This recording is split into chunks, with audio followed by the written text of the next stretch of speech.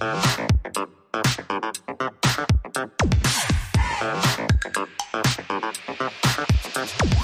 know, the through line through all this is that, again, and I just want to put this out there because I feel like it's such an important part of why we're doing this, is the fact that, man, we all of us have a journey in life, right? And you never really know exactly, I guess, if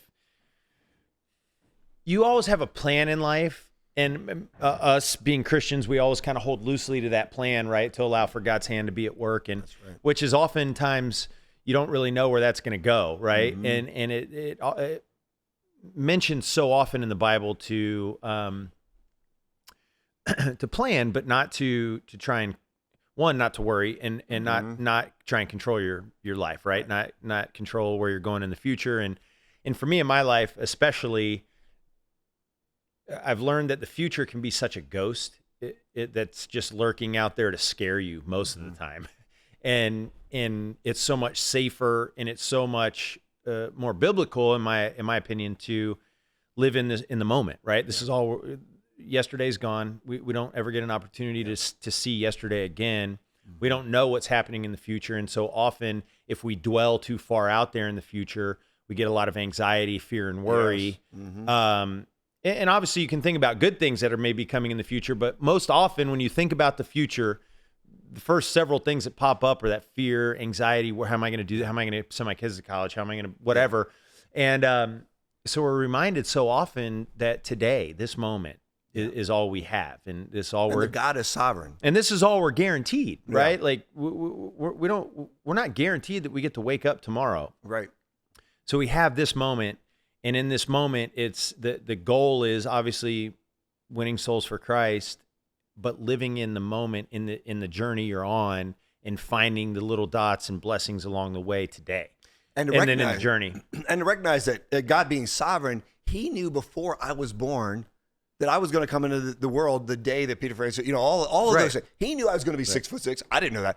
He knew Peter Francisco was going to be a giant in his day. That's right. He knew he was going to be kidnapped from the Azores. He knew he was going to be dropped off in Virginia, not in South Africa, not in Brazil, not in where, name the part of the world. He knew that Peter Francisco was going to be dropped off in Virginia at that moment in time. Right. He knew you were going to be born. He knew you were going to be in Hollywood. He knew all of that. That's what blows your mind. Right. And so when you live in the moment and you don't allow fear to creep in, you're like, oh no, I don't know what I got going on. When you live in the moment and go, God is sovereign. That's right. God already has the numbers of my days already planned out, COVID or not. That's right. Boosted or not. That's right. Right? That's right. Bro, God has it all planned out. I don't need to live in fear. I can walk knowing that God has my days destined, and I'm going to live for Him. That's right. And as you walk this journey, that's right, in that light, in that vein, that's where I think you can enjoy the not the destination, the journey, but the journey. Absolutely. You're 100% right, man. So here we go to Lisbon. Yep. And the journey continues for us.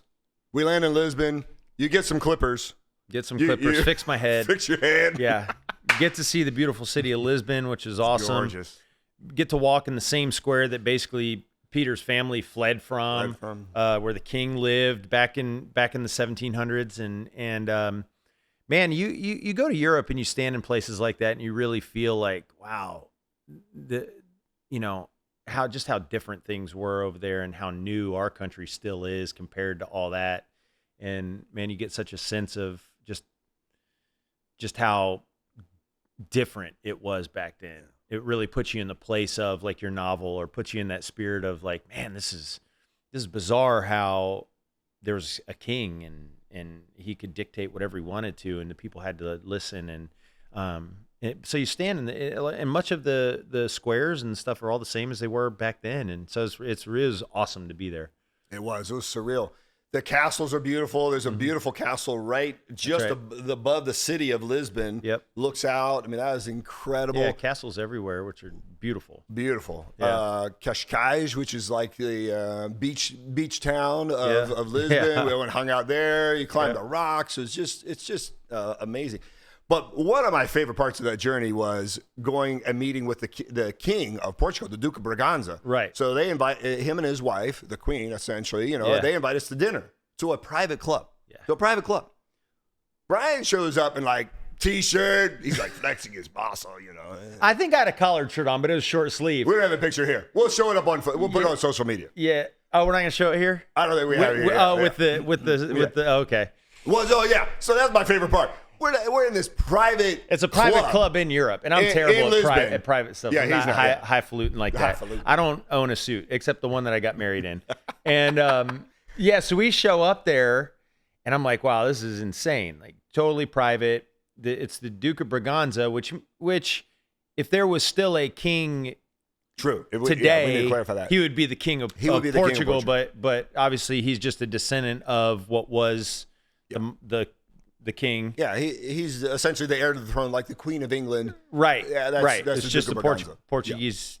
Portugal doesn't have a king anymore. So anyways. And he's a wonderful guy. Yeah, shout out to him. He's a great. Yeah, he and his wife super are cool. His wife is lovely. Lovely. Yes. So we're at this private club having dinner, and the dinner's going awesome. Talking about, just filling us. They're actually filling us in on their history. Their history, yeah, it's crazy. And what their families have done for hundreds of years, which is really wild. How they met, and so we had a wonderful time. And I wish we had this picture here. But there's as you would like think that there would be there was a statue of a soul of there's like knights in armor, like a knights in armor all throughout the club. Yeah. Standing there. It's a full knight garb with the sword in front. Obviously, there's not a person inside. It's just like what you would have seen a couple hundred years ago if they were actually in a castle standing guard over the king. But it was just statues of them. I need to tell a story from here because I'm walking down the hallway trying to be respectful. I turn around. Here's Brian like covering up the statue, his private parts. Oh. I'm like, what? Clearly, I brought the wrong actor on this trip because he's clowning around. The Duke is going to walk around the corner any moment here and throw us out of the private club. Oh, it was amazing. It was amazing. And we actually do have a picture of that, which we'll show you. It'll be on social media for sure. That's right. We'll put that up on our social media. But Crazy. We ended up having a great meeting with him and had a lot of fun. And then they rolled out the red carpet to us again for this project. And every time we go back, we went back to Lisbon a couple more times, and one of the other times was speaking at a government conference about the film. So they invited us to come and speak and talk about Peter Francisco to a big crowd, televised. Hundreds of people. It was awesome. Yeah, it was it might have been 5. I don't know. It was a huge conference. Yeah. But red carpet. The Portuguese government has been unbelievable. Yes. So, yeah. Unbelievable. All part of the journey, man. Me, 5 years ago, before I met you 4 years ago, before 2018, I would have, I didn't even know about the Azores. So being able to go and do that, and it's just all part of this journey that I knew nothing about, which has just been amazing. And thanks to you for bringing me along on that, and being a part of it. So yeah, man, it's been awesome. And it's just getting better and better. It's like, especially now, and we can't wait to talk to you about all this new stuff that's unraveled with, I guess we can say it now, right? A production company. I think the reality is we talked about signing with a studio, but the reality is you can sign with studios, but if you don't have money, you don't do diddly squats. That's in right. the film industry, you know this better than anybody, but in the film industry, you could have the greatest story in the world, but raising capital to finance the project is the most difficult, challenging thing for any film, even in Hollywood. That's right. The average film, from the point of concept to when it's released in theaters, is 13 years. Right. Most people don't know that. Right. So it's a 13-year of really, where are we going to get the money? Yes. And so getting the money together is the biggest challenge. Well, as this journey continues, out of the woodwork, out of the sky, God drops an investor. Yes. And not just not the type of investor you would think.